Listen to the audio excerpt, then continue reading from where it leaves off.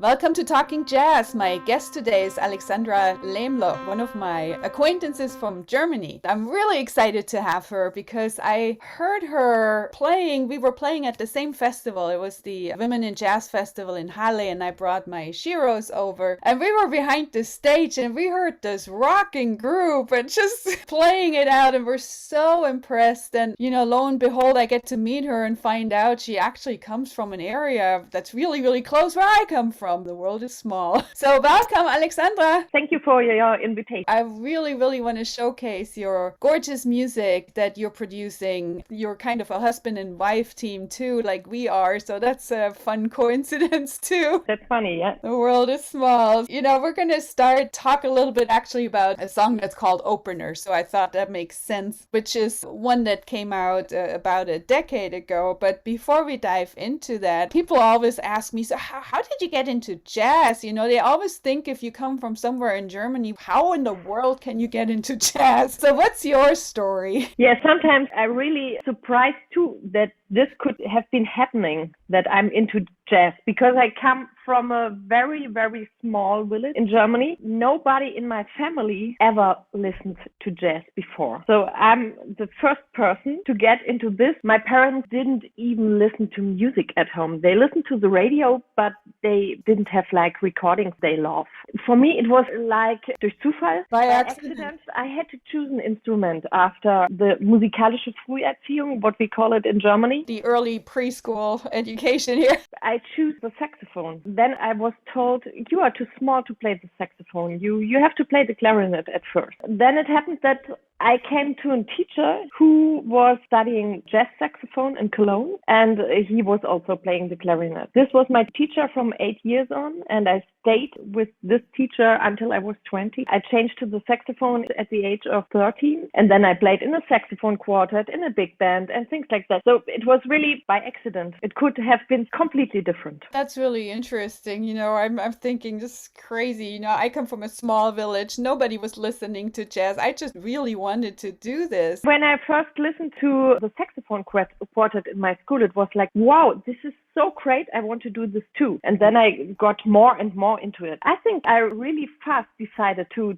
be a professional musician. I think I was 14 or something like that. It's one of those things where you just know something, and it's the importance of mentors. If you see something at these formative years, and you as a mom know especially, something where your boys get exposed to and you see their jaws drop, you just made a difference and they're going to pursue this. When children are really open for everything, it's very important that they get in touch with music at that age, when they are still open for everything. Well, how cool. And then you pursued and you paved your way and you ended up making a recording called No Blah Blah. If you translate it freely, can't use the S word here, but it's kind of saying, don't screw around with me. Tell us about that recording and about this opener tune so we can get ready to listen to it. Not my first production. I think it was the third one I did, but it was the first really big one. So I went in a really nice studio, the Bauer Studios in Ludwigsburg, which are one of the most famous studios in Germany or maybe in Europe. I formed a band with musicians I really love. Everything was really special for me. So we have a different setup on this recording with different piano players. We have a guest on guitar, we have a guest on trombone. This was a very special production for me. And it's a challenge to put that together and be a band leader. There's a lot of responsibility and a lot of need to talk about your vision and to guide the musicians, and it's nerve-wracking too. I always love to bring people together. That's what I still love. I think on the one we're going to listen to, and you have to help me pronounce it, but is it Matthias Debus, or how do you pronounce your husband's name? Even if it seems to be French, it's a German name. He's called Matthias Debus. Matthias Debus on the bass, and then Max Mahler on the drums, and Rodrigo Villalon. He's from Colombia. On the percussion, and Oliver Maas on piano. Not on this recording. This used to be my quintet, but on this recording, it's a different setup. On this tune, I don't have the disc here right now. Maybe it's written a bit confused on the booklet. This might be. But on this the tune we listened to is Bruno Böhmer on the Fender Rhodes, Frank Möbus on guitar, I think it's Farouk Komati on percussion, and Rodrigo Villalon on drums. And this is a 2012 release, and it's Jazz and Arts Records called No Blah Blah. We're gonna hear the opener, so here we go.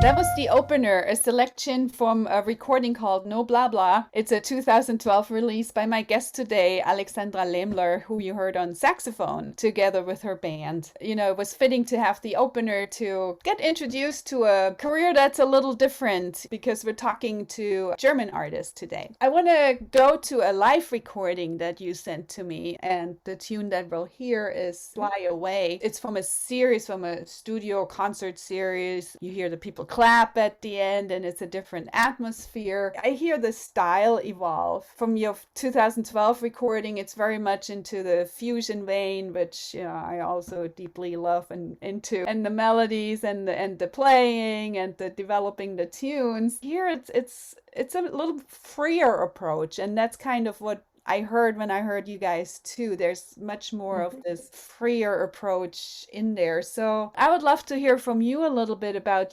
how you think your music developed, over that decade, from those first recordings to what you're doing now. It's very different because the musicians playing very different. The first recording, the opener we listened to, a really studio production. Recorded on different days during a real long period. Some of the percussions were recorded by Farouk in Miami during he stayed in Miami. We weren't all together in one room for the whole recording. This is completely different to what we did with the band you listened to when we were playing together. At first, the musician I play with on this recording, they are used to leave much more space. We played together for 6 years now, and we know each other very well, and we have the space to create things every time new when we play together. So this is really different. The live recording we did in the Bauer Studios too is very, very special too. I did it for the second time, and they do it like you used to do it in the older times. You have to help me out again. Bandmaschine. On a reel-to-reel tape. It's recorded live on a real tape. There's no mix after the live recording. What happens in the concert is on the vinyl. We did something similar in studio in the south of Germany, and it also had to be timed because, if you record to vinyl, you only have so much space and there's only so much tape. So there was this red light, I don't know if you had that too, that went on. And if the red light went off, you were in trouble because that meant the tape ran out. This could happen. We talked about that before the recording. The sound engineer keeps in mind if he sees, okay, I have only 5 minutes left, he changes the tape before the next tune. Stop, wait a minute. So it's called Fly Away. Tell us about the people that were on that recording. It's a quartet. Also, Matthias Debus on bass. He's my husband. We do a lot of things together. We work together for a long time. We write tunes together. We are really close together in real life and in music. For a festival, we have a big festival in the south of Germany. It's called Enjoy Jazz. It's in our area, and I once had the chance to create a band, my dream band. I listened to the other musicians in different concerts in France. It's Franck Tortillé on wipes and Patrice Herral on drums. I loved their music for a long time, and then I thought, okay, when I can ask whoever I want to ask, I will ask them to play with me. We had a nice concert. We had another musician for the first concert. It was Herbert Joost on trumpet. We also did a recording as a quintet some years before. We went on for a long time as a quartet, so it's still very special to me whenever we play together. And you can hear that, and it's really cool.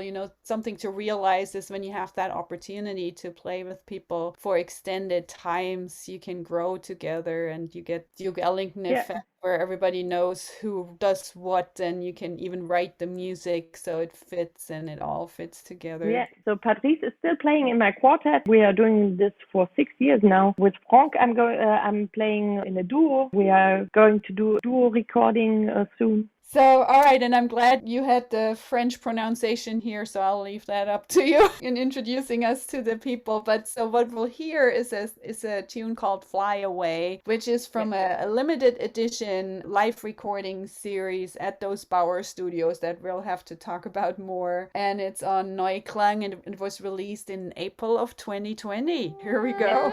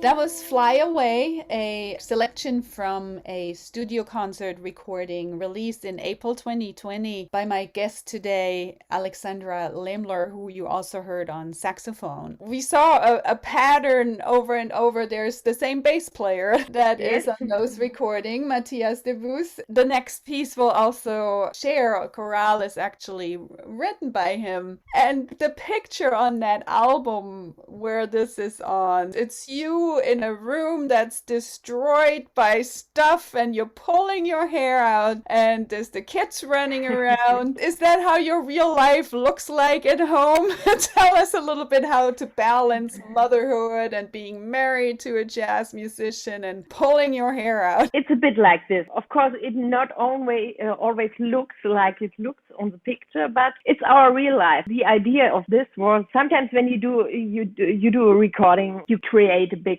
story about it. Sometimes it's about traveling, it's about a special place. In this time, it was really like, okay, we have 3 kids. One of them was very small at this time. When we did the recording, I was pregnant. It shows our real life. We didn't have power. We didn't want to create a story about the album. We just wanted to say, yeah, that's our real life, and come on, that's it. And that's actually what it's called, sans mots, without words, you know. So how did you actually meet Matthias? We met in a youth orchestra. In Germany, there's youth orchestras that are organized by Yes. the states and by the governments. Yes, Matthias and me, we were playing in one of these bands. That's where we met. I was still in school and he was a student. We didn't come together when we met. It took some time, but yeah, we are really long for 20 years now. It's interesting, you know, talking about motherhood and, you know, women in jazz obviously is something you're also passionate about and you advocate for. It seems that all my female musician friends seem to be married to other jazz musicians. There seems to be a pattern that, you know, obviously the pool becomes wide for us. I see a pattern. Curious just for balancing. I know from my own experience, the moment you have kids, it always seemed easier for Peter to take off and do a few extra gigs. And, you know, I would take some more compromises. Do you feel like that? Or how is the balance?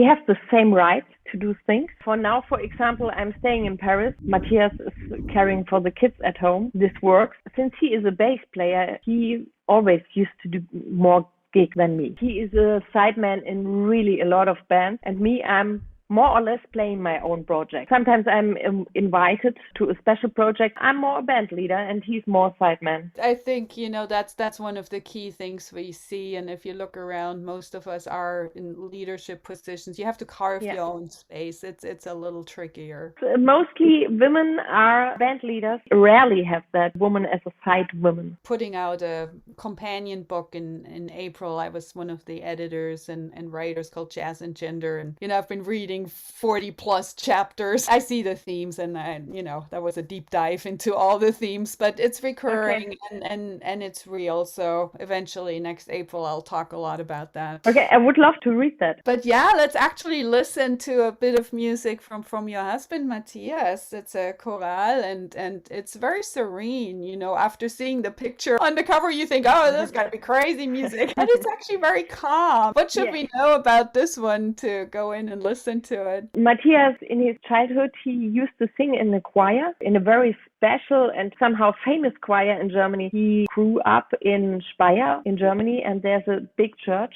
the Speyerer Dom, and he was in the choir of this church. So he used to sing a lot of times in this very, very beautiful and very big church. And that's the kind of music he grew up with. Of course, it's very important for him. And that's a chorale is what is typical for being played in a church. He wrote this chorale. He's always singing on this too. He's playing the bass and he's singing in the same time. It has a very special and personal sound. We'll have to imagine now one of those big German open churches and the echo coming back and forth to enjoy this. So in the Speyerer Dom, it's a 18 seconds echo. Wow. Do not put drums on that. Does not work. After 18 seconds, that beat is gone. Well, let's have a listen. So this is Chorale by Matthias Debus, and this is one of the Alexandra Lehmler releases, Sans mots, without words, on Jazz and Arts Records, and it was released in 2017.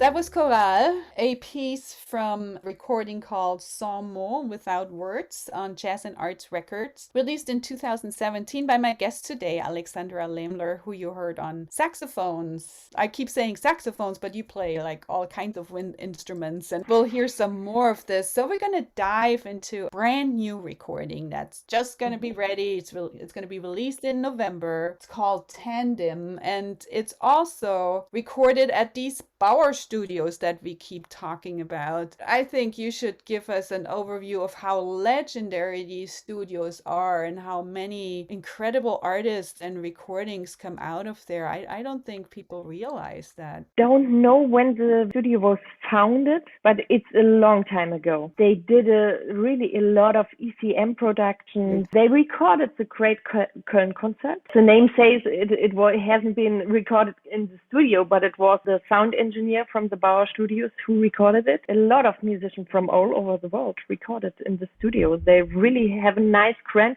piano. They have a very, very big room, and I love the sound of this room. So just to be in this room and play there, it's really nice. So a lot of the early ECM recordings in the 70s, when Manfred Eicher had this vision of this very specific sound, the Bauer Studios were a place where he could realize this very specific sound. That was very important. And it's in the south of Germany. It's close to Stuttgart, a little north in the southwest. That tidbit that they actually recorded the Cologne concert by Keith Jarrett. There's an interesting story how that nearly didn't happen because Keith didn't want to play. That piano was not up to what he was going to do. And I highly recommend checking out that TED Talk. There's a TED Talk about how accidents happen and how crisis makes you actually perform in new ways that you didn't expect before. So I think part of the magic of that Cologne concert was that crisis. He was already sitting in the taxi, driving away, and then there was one woman.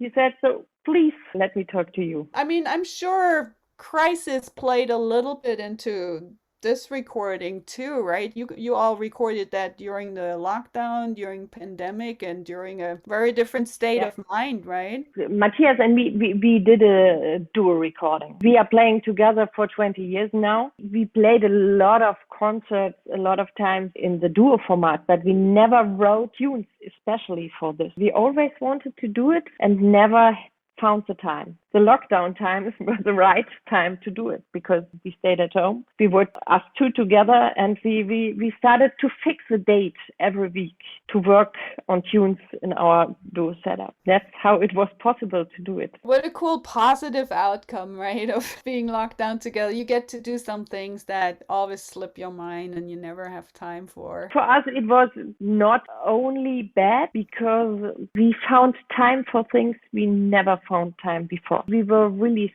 stressed before, running from A to B and all the time on the road. We could calm down, have family time, and that was really cool for us. Even mine, who are, about 20 now, they were like, "You're never home?" It was good. The first one is going to be Take Off that we listened to. On Take Off, I'm playing the bass clarinet, but not on Take Off. Take Off is a tune we singing on. Well, let's get a taste of it and then we'll explore the other ones too. Here's Take Off. This is from the upcoming release by my guest today, Alexandra Lehmler, with Matthias Debus on the bass. And this is going to be out in November on Neuklang Records.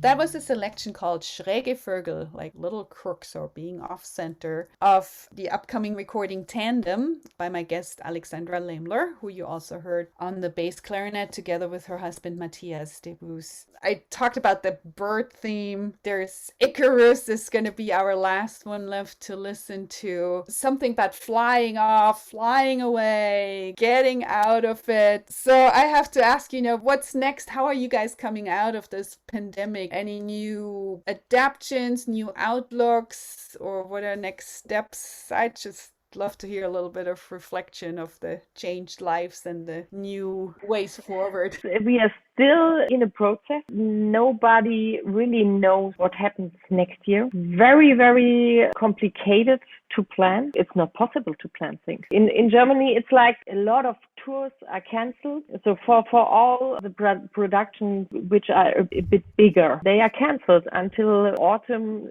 2022. So we are lucky. We play on the smaller stages. We will play our concert during the winter. You never know what happens. We created some new stuff. It's a bit like when you have a crisis, often that music gets a bit more free. And for us, it's like what we write and what we do it with a bit more space, a bit more changing the path, changing the harmonies, changing the rules of what we do, the rules for ourselves. I have many ideas what to do, and for me it's like I have to see what makes sense to start with. So I can't do everything at the same time. That's not possible. I had a lot of time to create ideas. I agree. I think we'll see some really cool, interesting things come out of this, and things that are created with nothing else in mind than just expressing what's going on in that moment. It wasn't for a specific project or because you had to go on tour or blah, blah, but it was created because people needed to create. I don't know the way it works in America,